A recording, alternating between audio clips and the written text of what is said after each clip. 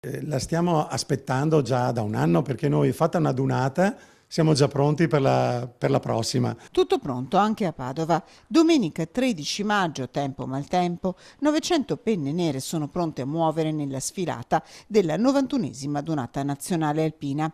Rifiniti anche gli ultimi dettagli.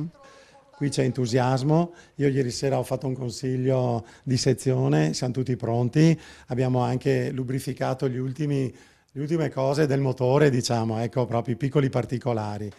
Poi come sezione ci avvaliamo di un servizio d'ordine sezionale che negli ultimi anni ha saputo veramente portarci per mano e credo che poi quando si sfila e si sfila bene sia anche bello per tutti poi rivederci, insomma. Davanti il cappellano, padre Federico Lauretta, nel cuore, in marcia dal cielo, penna nera rigorosamente e orgogliosamente in testa, padre Enzo Poiana, mancato 2 anni fa.